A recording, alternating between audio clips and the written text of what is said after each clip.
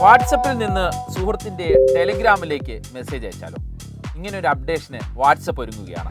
സ്വന്തം ഐഡന്റിറ്റി നഷ്ടപ്പെടുത്തിയുള്ള ഈ നീക്കത്തിന് പിന്നിൽ എന്താണ്?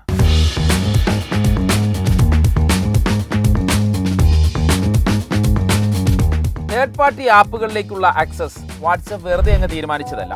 യൂറോപ്യൻ യൂണിയന്റെ ഡിജിറ്റൽ മാർക്കറ്റ്സ് നിയമമാണ് കാരണം. ഒരു ആപ്പിൽ നിന്ന് മറ്റൊരു ആപ്പിലേക്ക് ഉറപ്പായും സന്ദേശം അയക്കാൻ കഴിയണമെന്നാണ് DMA പറയുന്നത്.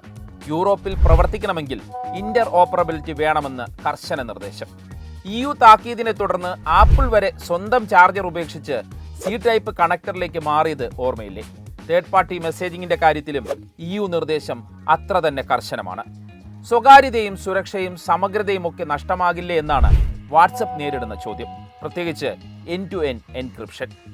ആപ്പുകൾ തമ്മിൽ സഹകരിച്ചാൽ E2E3 നിലനിർത്താൻ കഴിയുമെന്നാണ് വാട്സപ്പിന്റെ വിശദീകരണം. തേർഡ് പാർട്ടി ചാറ്റ്സ് എന്ന പേരിൽ ഒരു സബ് മെനു ഉൾപ്പെടുത്താനാണ് നീക്കം. ഉപയോഗിക്കണോ വേണ്ടയോ എന്നത് ഉപയോക്താക്കൾക്ക് തീരുമാനിക്കാം. തുടക്കത്തിൽ തന്നെ ടെക്സ്റ്റും ഓഡിയോയും വീഡിയോയും ചിത്രങ്ങളും കൈമാറാൻ അനുവദിക്കും.